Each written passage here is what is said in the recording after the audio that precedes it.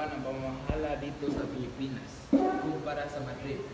Sa loob ng 20 taong kong panirahan dito sa Pilipinas, nasanay na akong kumain ng saging at kanin. Punong-puno ako ng karanasan kaya pinusang pinaniniwalaan ng maraming tao. Ng 20 taong kong panirahan dito sa San Diego, nakilala ko na halos 6,000 tao ang nanirahan doon na itinuturing kong aking mga anak.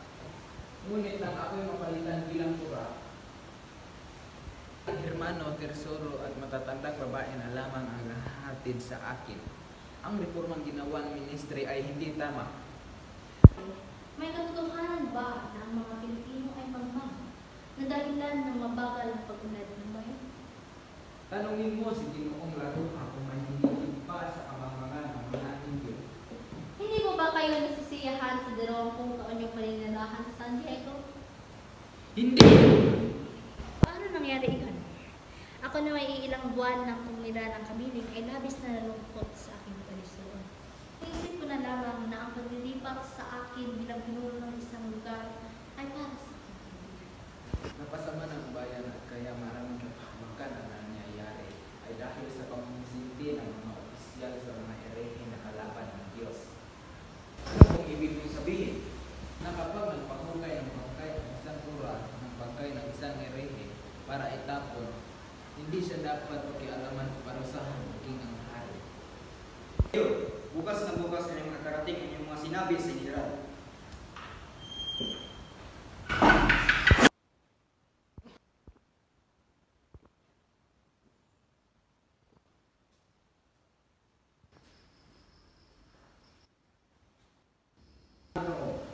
Nalulugod kong ipakilala ang anak ng aking lubisan kaibigan.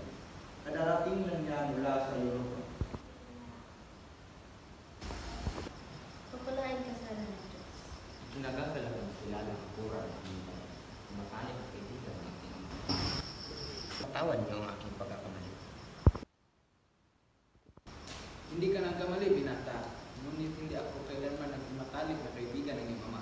Kaya magbabalik, Ginoo. Asya sima. Ano niyo ang pangasan dahil hindi ko mag-is na hindi mapakilala sa kanila nila sa pagkikiko ito.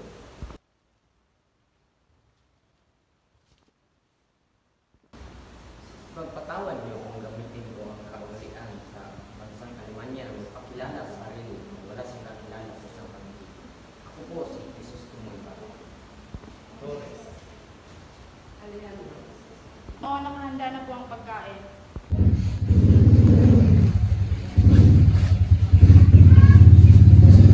Pasensya na po mga kurang. Ay, kayo na pong maupo pa de Damaso dahil kayo ang higit na mas nakakatingga. Kayo na, dahil kayo ang kasulukuyang kura ng bayan ito.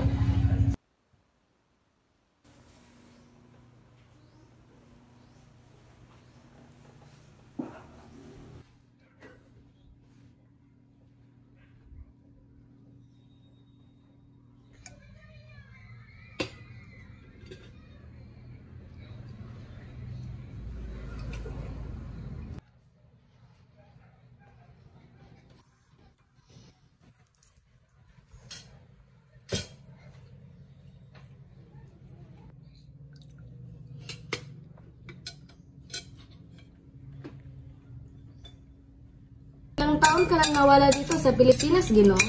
Halos 7 taon. Ngayon, ay marahil nalimutan niyo na ang Pilipinas. Hindi po, ako marahil ang nalimutan ng aking bayan. Ngunit lagi kong alaala ang lupang sinilangan. Napunta na ako sa iba't ibang bansa. Sa Alemanya, Europa. Sa mga bansa na inyong natamakan at tatamasa, alin sa mga iyon ang iyong pinaka-ginagiliwan? Tunay na kapuri-puri ang mga bansa na aking napuntahan. Napag-aralan ko na rin ang mga kasaysayan ng mga ito. Ngunit ang kaginawaan at kahirapan ng isang bayan ay kaugnay ng kanilang kalayaan at kagipitan. Iyan lamang ba ang natutunan mo? Nagsayang ka lang pala ng kwarta sa iyong paglalakbay. Kahit batang paslit ay alam ang sinasabi mo. Pagpaumanhin niyong lahat kung nakala ni Padre Damaso na musmus pa rin sa aming maralitang pag. Sandali! Paparating sa Maria Clara. Babalik naman po ako bukas. Muchas gracias por la cena, Kapitan. Iyon ang epekto ng pag-aaral ng isang Indio sa ibang bansa. Ang maging mayabang dahil akala'y napakarunong na. Kung ako ang masusunod, dapat ipagbabawal ng pamahalaan ang pagpapadala ng isang Indio sa Europa dahil sa masamang epekto nito. Tila isang panaginip ang paninirahan ko ito sa Europa sa loob ng 7 taon. Wala man lang pinagbago rito. Sana hindi mo sapitin ang gaya ng nangyari sa inyong ama. Iingat ka at sana maging aral sa iyo ang nangyari sa iyong ama. Matay sa bilangguan ang aking ama. Nakapagtatakang hindi pala ninyo alam ang sinapit niya sa bilangguan. Maaaring mo ba sabihin sa akin ang nangyari sa kanya? Sabayan ninyo ako sa paglalakad patungo sa kwartel. Mabait ng tao si Rafael. Subalit marami ang nagagalit at may kimkim na pagkainggit. Karamihan sa mga ito ay mga Kastilang nagtataglay ng masasamang ugali. Sa mga mabubuting tao ay hindi nagtatagal at nagkakaroon ng kaaway tulad ng inyong ama. Ilang buwan pa lamang kayo nakaalis nang magkasira ang inyong ama at si Padre Damaso. Pinagbintangan ni Padre Damaso ang inyong ama ng hindi pumamagpisal na dati naman yung hindi ginagawa kahit nung sila ay magkaibigan pa. O na madalas pasaringan ni Padre Damaso ang inyong ama sa tuwing siya'y nagsermon sa pulpito. Ngunit masasabi kong mas higit pa rin siyang mas marangal kaysa sa kanila. May isang dating atilero na nawala ng serbisyo dahil sa kamangmangan at kasamaan ng mga ugali. Pabibi bobo, pabibi bobo, pabibi bobo, pabibi bobo.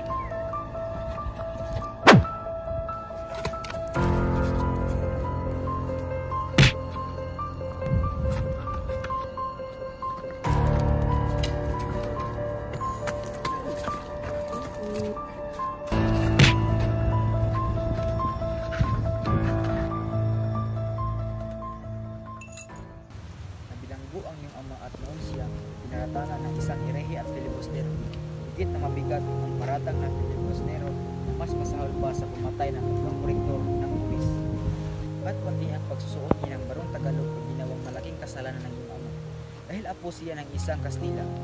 Marahil kung hindi lamang sa kanyang mga kaaway ay napawalang sala na ang inyong ama. Pinatunayan ng isang doktor na ang naging sanhi ng pagkamatay ng kolektor ay alta presyon. At tunay na walang kinalaman ang iyong ama, ngunit huli na ang lahat. Ginawa ko ang lahat upang matulungang makalaya si Rafael. Lumapit ako sa Kapitan General at abogadong Pilipino at Kastila. Subalit tumanggi silang lahat na tumulong dahil sa takot na madimanda. Dumating ang panahon ng kataliman, subalit pilitan. Kasakit na ang inyong ama sa tulungan hanggang sa namatay. Nalaman mo ang iba pang nangyari mula kay Kapitan Jan.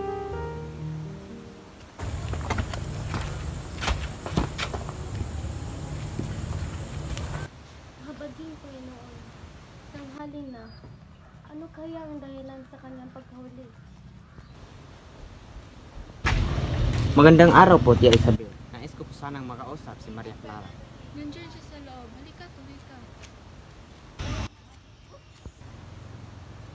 Clarita! Nandito na si Ibarra! Ano naman at naisip mo pang ako'y lalawin? Alam mo naman, hindi ko talaga yun makalilimutan. Kumusta ka na? Naalala mo pa ba nang tayo mga bata pa? Hindi ako madaling lumimot, Crisostomo. At hindi ko rin madaling lumimot noong iniwan mo. Alam mo naman, tutol ako kay ama na pumunta sa Alemanya. Nakaabot na ba sa iyo ang sulat paalam ko? Natanggap ko. Pulos kasi nangalingan. Nung ako'y pinadala sa Beaterio. Araw-araw, gabi-gabi kung inaasam kung kailan ka babalik. Walang araw na hindi ka bumagtas sa aking isip. Lumuhod at nagtangis ako sa harap ng aking ama, Maria. Labag sa aking puso't isip na iwan ng batang ito. Ngunit ang sabi ng amay para sa ikabubuti ko. Napakatamis na iyong mga salita, Crisostomo. Siguro ay dahil dyan napabihag mo ang maraming kababaihan sa mga bansang mo napunta. Ang kagandahan ay nasa panlasa ng tao. Ito ay naroroon sa taong sumusuri ng kagandahan. At mula sa aking puso, sinasabi ko sa iyo, ikaw ang aking pinaka-iniibig. Patawad aking sinta, ngunit kailangan kong lisanin ang iyong feeling. Bukas ay Todos los Santos, kaya kailangan kong puntahan ng isang tao doon upang matulungan ako bukas. Naintindihan ko, Crisostomo, naway makapaglakbay ka ng ligtas at makiwasay. Paalam, aking minamahal. Patnubayan ka nawa ng may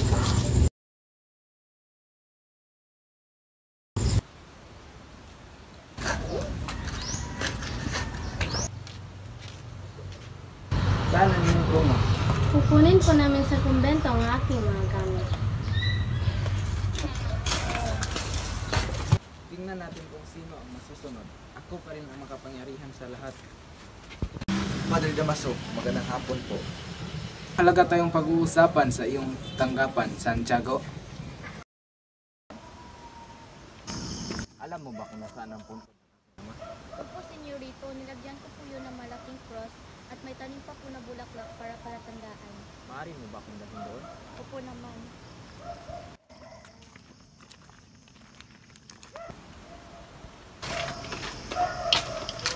Saan po ang punto dito? Isang cross po bang malaki ang iyong palatandaan?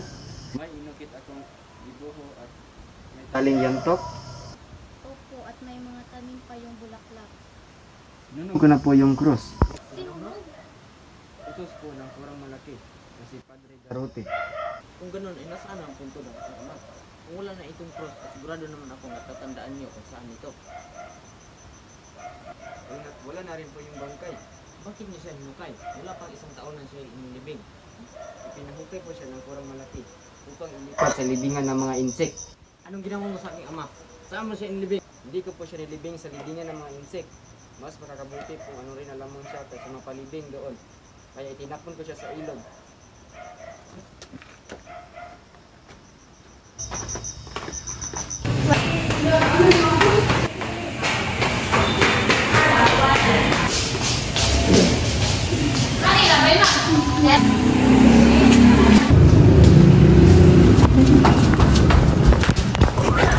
Anong ginawa mo sa aking ama?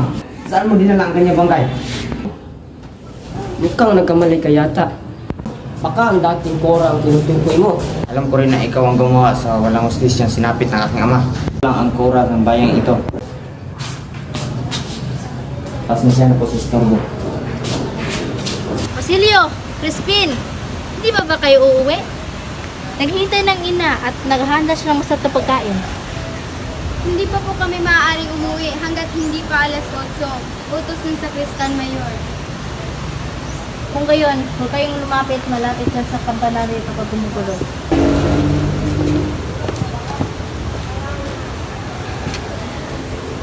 Higit kong dadamdamin kung ngayon higit.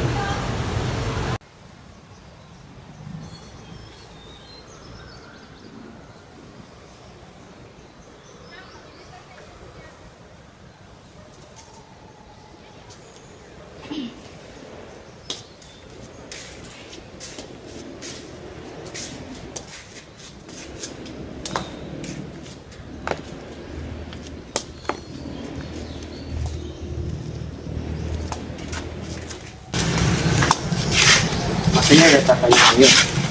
Dahil may napatay mo ako pag-asa. Ano pong pag-asa iyon? Isang malaki. Anong unos po? Ang unos ay isang sagisag ng subabago. Mas mainam sirain ng kidlat ang maraming bahay at buhay ng mga tao kaysa pagpatuloy ang bulok ng ng mundo. Guys, yung atang magunaw ang mundo o makita ang isang dilubyo. Yusef! Tumutol siya! Ba't itong hindi ka galit? Batakin mo pa ang lubid, Crispin. Kuya, natatakot ako. Hindi ba payag si nanay na bapaluin ako? Kapag nagkalagnat ako, hindi na ako pababalikin dito. Mamamatay tayo sa gutom. Magkano ba bayad nila sa akin, kuya? 2 piso. Malaki ang nabawas dahil sa ilang beses na multa. Kuya, bayaran mo na lang ang sinasabi na ninakaw ko para hindi na tayo mapagbintangan. Halagang 32 piso yun. Hindi ka kasya. Mas mabuti pang hinahon ko na lang yung pera para maibili akong damit para kay nanay.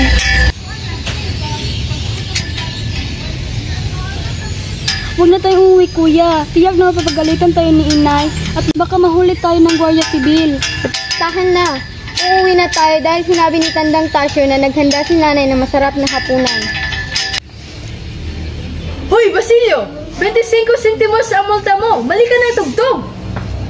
Pasensya na po. Ibawas nyo na lang po sa sahod namin. Maaari na po ba kaming umuwi? Hindi! Alas 10 pa kayo ng gabi uuwi. Ngunit hanggang alas 9 lamang po maaaring maglakad sa kalsada. Tiyak na mahuli kami ng mga Guardia Sibil. Kaka, papatayin nila ako. Huwag niyo kang pabayaan.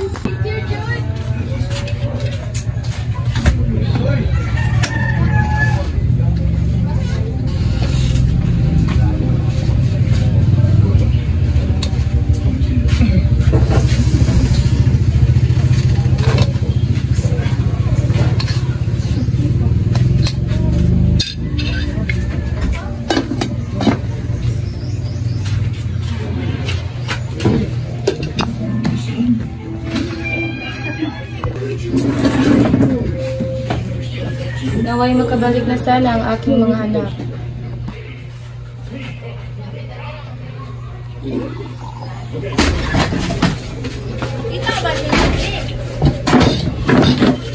Weset! Tumna ako!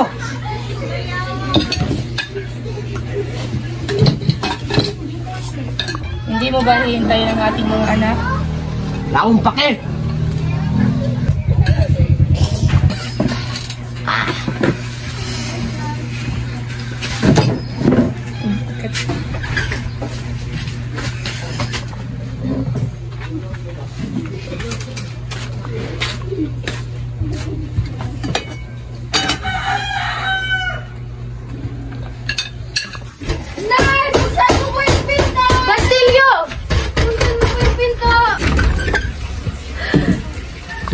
Basilio! Ay!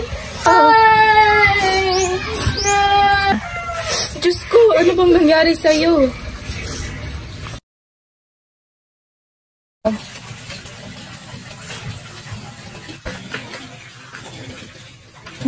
Huwag na po kayo mag-alala, Nay.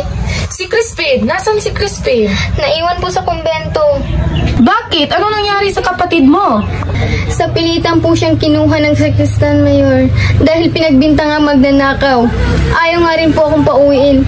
Ngunit sa takot po akong maabutan ng alas 10 at ng mga Guardia Sibil. Nahuli pa rin po ako at nadaplisan ako sa noo. Pinagbintangan nila si Crispin dahil maralita lang tayo, Nay. May kapangyarihan silang ibintang ang nais nilang ibintang sa atin. Pero huwag kayong labis na mag-aalala, Nay. Hindi nila sasaktan si Crispin.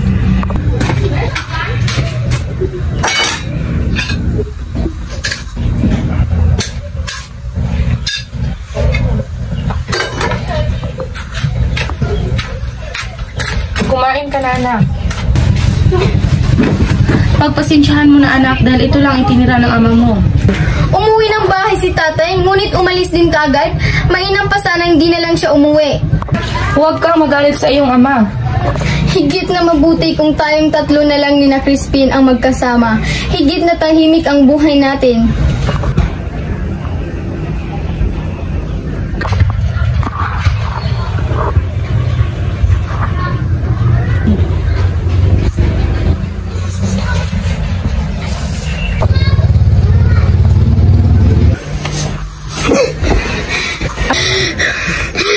Anong nangyari sa'yo? Mukhang nanaginip ka yata.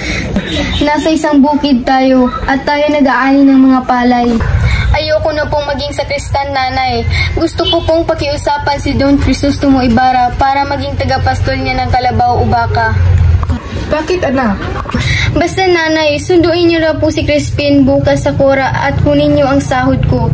Pakisabing hindi na kami magiging sakristan.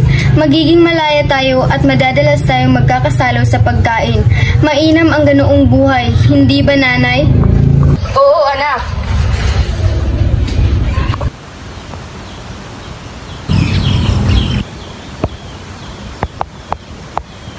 Sa lawang iyon, itinapon ang bangkay ng iyong ama.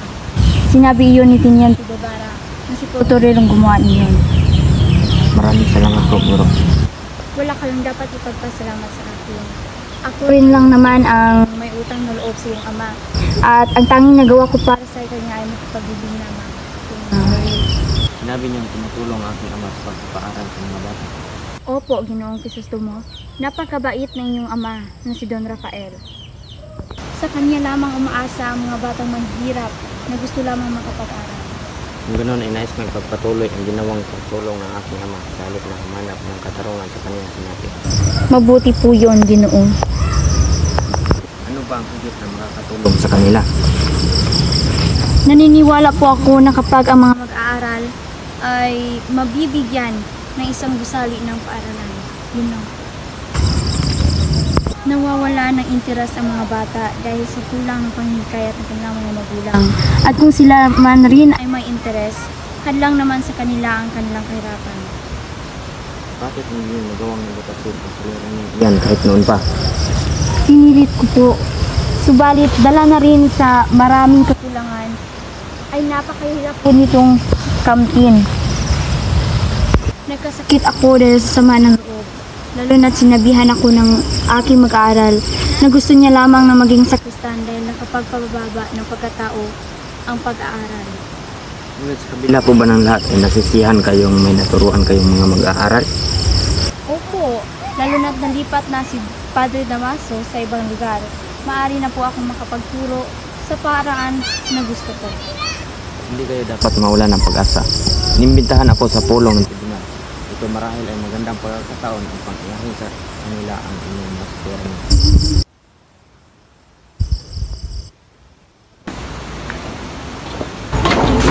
Narito ang mga kulay para sa kura. Maaari ko bang makausap ang kura? Hindi siya pwede mablangin ngayon dahil may sakit siya. Kung gayon ay maaari ko bang makita ang anak kong si Crispin? Si Christine, hindi ba't umuwi na siya sa inyo? Si Basilio lamang ang naroon. Naiwan niya si Crispin kaya ibig ko siyang makausap at ipagpaalam sa kura na susunduin ko na siya. Naiwan nga dito si Christine, pero matapos ang kapagnakaw ay umalis na ito. Naisumplong na siya sa mga Guardia Civil, kaya't anumang oras ay willing ng dakpin ng iyong anak.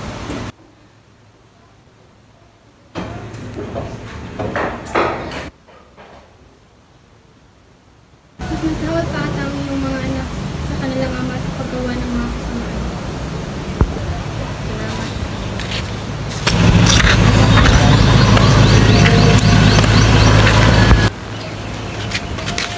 Nasaan na yung mga anak? Ikaw bang hinanakaw? Huwag kang magsinungaling. Nasaan ang mga anak mo? Hindi ko po alam kung nasaan sila. Matagal ko na kung hindi nakita si Crispin. Ibigay mo sa amin ang salapi na ibigay ng mga anak mo sa iyo kung ayaw mo ikaw ang daputin namin. Mga Ginoong, hindi ko po alam. Hindi po magnanakaw ang aking mga anak. Kahit halugugin niyo pa ang buong bahay ay wala kayong makikita. Kung gano'n ay ikaw ay aming dadaputin at dalhin sa kwartel. Huwag po! Huwag po! Huwag po!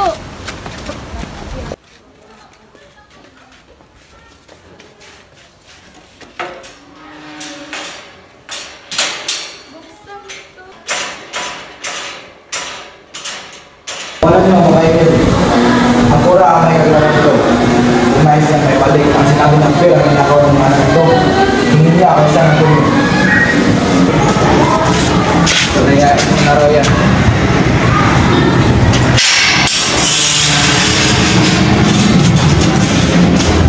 Crispin! Basilio! Crispin! Basilio!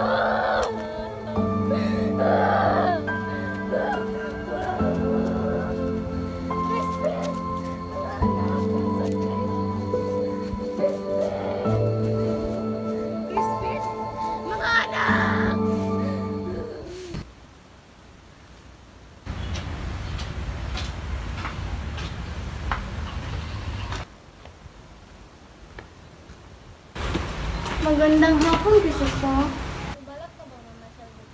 Papahanda ko na lang bago sumikat ang araw. Iimbita ko rin si Pagdisal. Ngunit ayaw po makasama ang kura. Bakit naman? Parang binabantayan niya ang bawat kilos ko. Nakakakilabot ang kanyang kitik at pinig. Ngunit hindi maaaring hindi natin siya ibitahin. Kaugalian na natin ito iyon. May batis, lapit sa punong tangon. Napili iyon ng mga dalaga. Kung gayon, tatanggapin ko ang kaonyaya.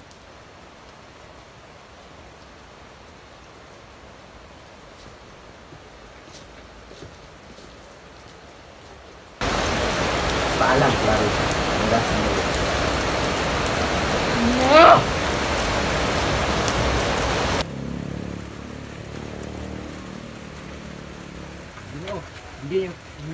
mag-alala. Ngunit dalang araw na kitang hinihintay. Anong kailangan mo sa akin? Sinataon nila akong tulisan, kaya walang gustong tumulong sa akin. Nawawala ang aking mga anak at nabaliw ang aking asawa. Usapan natin ang inyong papat habang tayo naglalakad.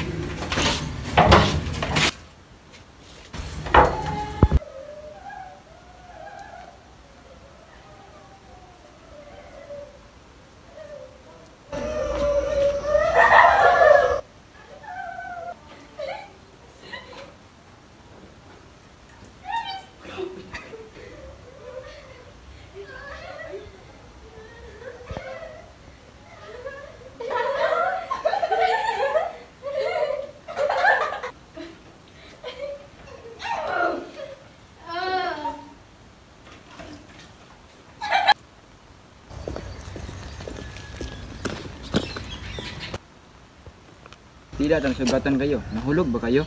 Hindi. Ako'y naligaw at napasok kung saan. Hanggang ngayon, nakaratay pa rin si Padre Damaso. Nakalala na ba ninyo ang taong gumawa niyon? Sino bang taong iyon? Gabi, Padre. Sino ka? Anong kailangan mo sa akin? Manimik ka. Hindi ba't ang salarin na yung tao rin nagtapon sa iyo sa Alabak, Alperes?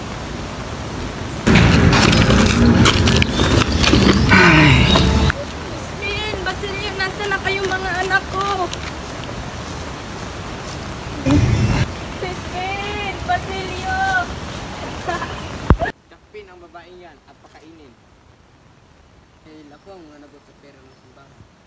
Tunay nga po kayong isang taong banal. Nais ko ipagamot ang babaeng na baliw at sa tulong niyo maipahanap ang mga nawawala niyang anak. Nga pala, Maria.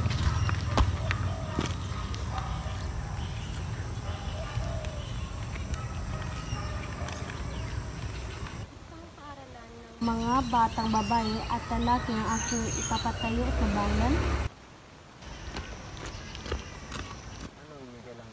Iya, ang bangkero. Kailangan na isang dakli.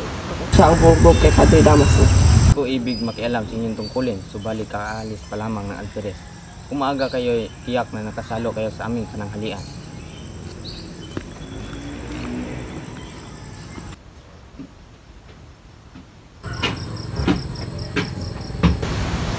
Ayan pala kayo, Ginoo. Naabala ko po yata kayo. May paglilingkod po ba ako sa inyo? Bakit po kayo nagsusulat ng isang hieroglipiko? Dahil hindi ako nasusulat para sa ngayon, kundi para sa hinata. Kung mababasa ito ngayon, hindi ito maintindihan. Anong wika po kayo sinusulat? Sa ating sariling wika, Tagalog. Maaari po bang gamitin ng hieroglipiko ang wikang Tagalog? Maaari. Higit na mas mainam ang alpabetong Tagalog kaysa sa Latin. May nagbintang na ang siyang pumatay sa buhaya ay siya rin nagtangkang humulog sa isang initan. Dumating pa raw itong Mesya. Nais ko po sanang humingi ng payo sa inyo tulad ng ginagawa ng aking ama noong siya nabubuhay pa. Plano ko magpatayo ng paralan bilang pag-aalala na rin sa aking kasintahan. Magaling. Magaling. Matagal ko nang pinapangarap yan. Pangarap ng isang baliw. At ngayon iisipin din ng mga tao na kayo'y baliw din dahil sumusunod kayo mula sa aking mga payo. Kayo. Sa lipunan natin, ang matatalino yung mga kapitan, kahit walang pinag-aralan. Ang kailangan lang gawin ay ang sumunod sa puso. Naniniwala ako na matutupad ang aking plano walang sakapan. Ang pamahalaan ay sunod-sunuran lamang sa simbahan. Ang bayan ay hindi kailanman magiging malaya hanggat hindi ang bayan ang pinagkakaroon. Wala pa nang mambong bayan din kami. Pipi ang bayan, kaya hindi naman.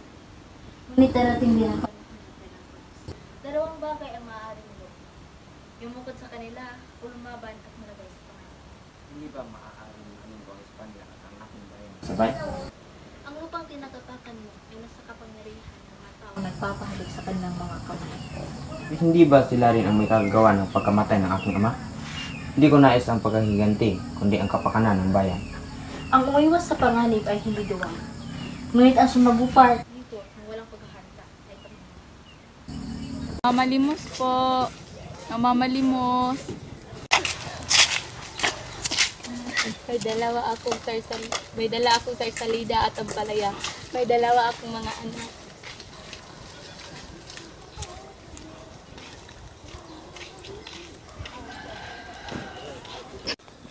Hindi ba't may ginawa ka para matulungan ang babaeng iyan? Sa ngayon ay wala pa akong nagagawa. Subalit nakausap ko na ang kura at kangakon tutulungan niya ako tungkol sa babae niya. At pabatid ng kura sa mga Guardia Civil dahil naniniwala siyang may kinalaman ang mga Guardia Civil sa nangyari sa pamilya ng babae at sa kalagayan nito. Maging ako ay pinag-iingat mo.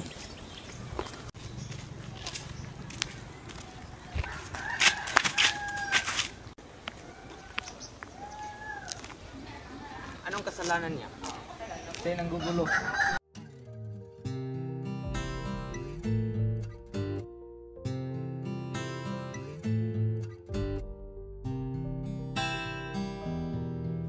Magkapong hindi tayo nagkita, nabalitaan kong may sakit ka. Pinagtulos kita ng kandila, bagamat sinabi ng tatay na hindi ka naman daw malubha. Hindi nila ako tinigilan kagabi hanggat hindi ako tumutugtog ng piano at nagsasayaw. Tunay na napakaraming nakakaabalang tao at kung hindi lamang kay Panidamato, napilit ko na ako'y nililibang. Marahil ay natulog na lamang ako. Isulat mo sa akin ang iyong pakiramdam at makikiusap ako kay tatay na dalawin ka. Pinapunta ako si Anding upang ipagluto ka ng tsaa. Mas mahusay siyang magluto kaysa iba mo katulong.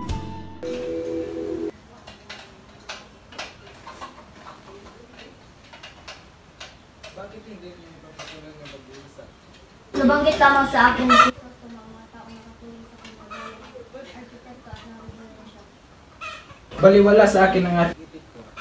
Nagpapakita lamang ng kamangmangan ng video. Nagpapakita lamang ng kamangmangan ang isang video na nagdudunong-dunungan. Subalit ang ipinapatayong gusali ni Ginoong Ibarra ay nangangailangan ng isang eksperto. Eksperto, ang isang paaralan na binubuo ng mga 4 kapatid at 1,000 na sayali. Sandali lamang Padre Damaso. Magbabayad ang lahat. Ngayon pa lamang ay pinaparusahan na ang ama ng isang ulupong.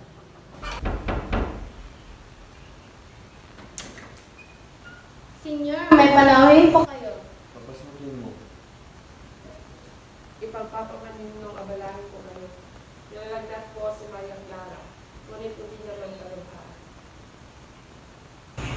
Pupunta po ako sa Batangas. May pagbibilin ko ba kayo? Maraming salamat, kaibigan. Kung inyong mga marapatin, inais ko kayo po. Maraming sulutin ko ibig niyo. Paano niyo na patinyo ang buhay sa luwasan? Ang mga ito ay ang magkapatid na ang ama ay pinalo ng mga Guardia Civil. Minsan ko nang ililigtas ang buhay ng mga kapatid. Kaya tumanaw sila sa akin ng utang na loob. Pagpagitan ng pagtugon sa aking pakiusap. Ano ang nangyari sa mga kapatid? Bakit mo sila tumulungan? Papatayin din sila ng mga Guardia Civil na pumatay sa kanilang ama.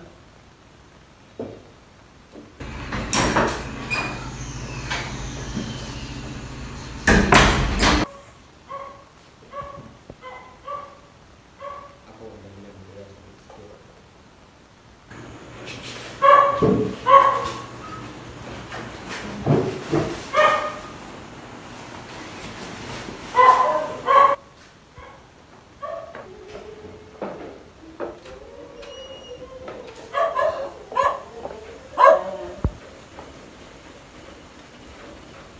Hello, Ibarra. Ako po si Lucas, ang kapatid na namatay kahapon. Gusto ko po sana malaman kung magkano ang ibabayad niyo sa akin sa pagkamatay na aking kapatid. Nagmamadali ko. Hindi bang balikan niyo na kung bukas para usapan ang bagay niya? So, balik kung mabuti kang magbayad. Magiging mabuti tayong magkaibigan. Ngayong gabi po, Padre.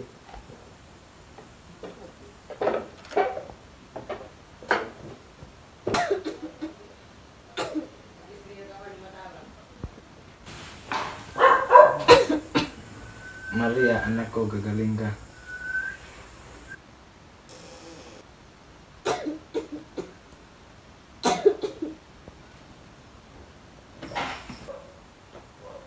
Magandang gabi po, Padre Damaso. Ako po para sa Alfonso Linares, inaanak ni Carmen. Kung gano'n, ikaw po lang ang ginabanggit ko. Maria. Nagtanggap po akong abogado mula sa Universidad Sultan. Narito po ako upang maghanap ng trabaho at makapagpasa. Kung ganoon ay Dali lamang kita na ipapasok ng trabaho. Ngunit ka na pagkangasawa, nahihirapan akong ihanap ka ng trabaho. Hindi naman po ako nagmamagadali. ang mabuti pa ikausapin natin si Santiago. Magandang gabi, Padre. Sino ka? Ako po yung kapatid na lalaki na namatay. Anong kailangan mo sa akin? Nanggaling ako kay Ginoong Ibarra upang humingi ng karapatang bayad sa pagkamatay ng aking kapatid. Nagpabalik-balik ako at nagpabigay siya ng halagang 500 piso kasabay ang bilin na huwag na kong babalik. 500 pesos para sa kawa-awa kong kapatid. Bakit ko pong matutulungan? Ano ako? Hindi ka taga dito, lalaki. Pero kilala ka na buong lalawigan. Magpasalamat ka. Hindi ka pinukulong ni Ginoong Ibarra. Maaari ko bang makausap si Padre Damaso? Marami siyang ginagawa. Umalis ka na ngayon din. Kung sino ang magbabayad ng malaki ay aking paglilingkuran.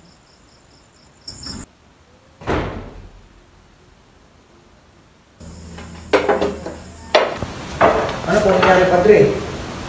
May isang lalaki tamad at namamalimos.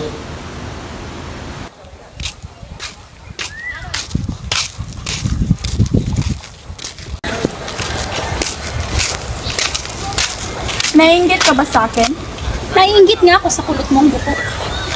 Uwi na tayo, huwag mo na yan siya pansinin. Hayaan mong turuan ko ng leksyon ng babae nito. Hindi mo ba ako kilala? Hindi mo ba alam na ako'y hindi taga-lalawigan at ako'y taga-Maynila? Hindi nakakapasok sa loob ng aking pamamahay ang Alperes dahil hanggang sa pintuan lamang sila. Siya nga ba? Dahil ang nakakapasok lang sa bahay mo ay isang pilantod. Napakalaking kahihiyan ng iskandalong Huwag niyo kaming pakialaman. Mabuti pa iuwi na ninyo ang inyong asawa doon di Bursyo. Ngayon din naluluwas kami ng Manila para puntahan ang Hiniral. Sayang lang ang sinuot mong pantalon, parang hindi ka lalaki.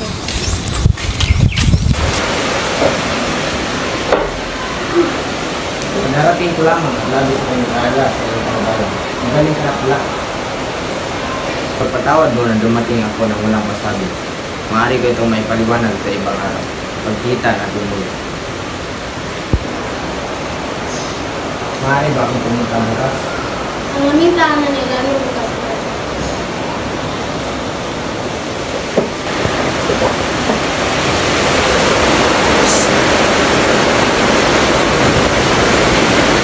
Sana kayo makausap na ng oras. Mamasyal tayo ngayon sa lawa at mamaka tayo ng lawa.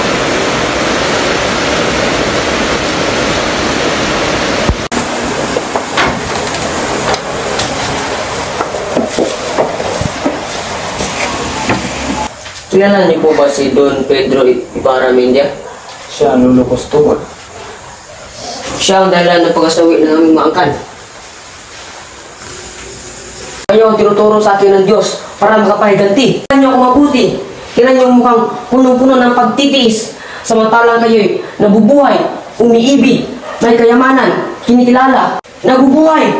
Nabubuhay! Anong gagawin ko? Senyor! Senyor! Elias, ikaw pala. O nga pala, nakalimutan ko itanong kung ano ang pangalan ng kasilang bahay at tinirahan ng pinuno ng lalaki.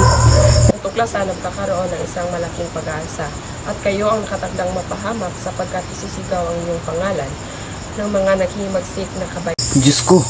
Huwag na kayong mag-ailangan pa, Ginoo. Anumang oras ay maaaring sumiklab ang pag-aalsa. Kailangan na ninyong umalis. Kailangan ninyong makaligtas ang alang sa bayan. Saan ako pumunta? May naghihintay sa akin. Kahit saang lugar, sa Manila o sa bahay ng isang makapangyarihan, upang hindi nila masabing totoong may kinalaman kayo dito. Paano kung ako ang magsuplong ng pag-aalsa? Iisipin nilang kayo'y taksil at ipinansin sila para mahuli. At ano ang aking gagawin? Sunugin ang mga kasulatan, tumakas at maghintay kung ano ang nangyayari. Si Maria Clara. Hindi, mas mabuting mamatay na lamang. Kung ganoon, ay hintayin nyo na lamang dito ang inyong kapalaran. Tulungan niyo ako, Ginoo. Dito nakatago ang kasulatan ng aking pamilya. Buksan niyo ang pinto!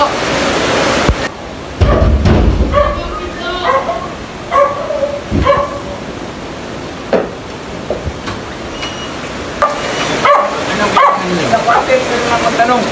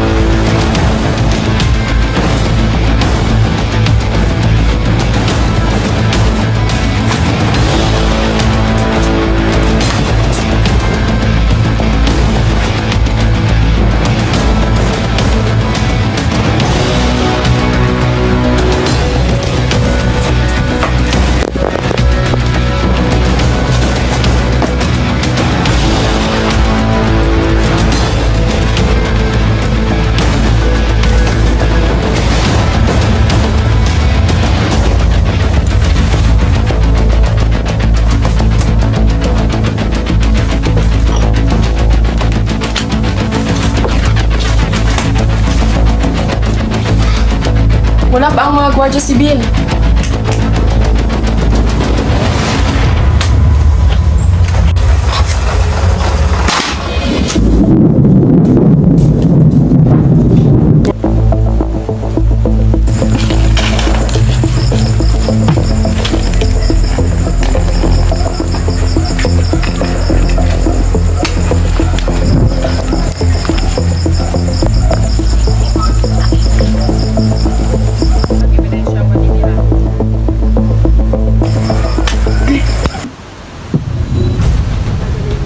bahay ng isang kaibigan ko sa Mandaluyong.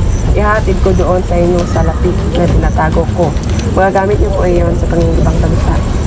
Pangingibang bansa? Sa ibang bansa ay makakatulong sa inyo para makapamuhay kayo ng Panginoon. Hindi ko nais magtiis at mamatay. Pero bakit niyo ako pinapaalis? Natuklasan na nila ang iyong pagtakas. Iwas tayo para pagkamalan ako bilang French. Sana kaya sila? Ayun o! Ayun! Maaari ba niyo natin sa mundo?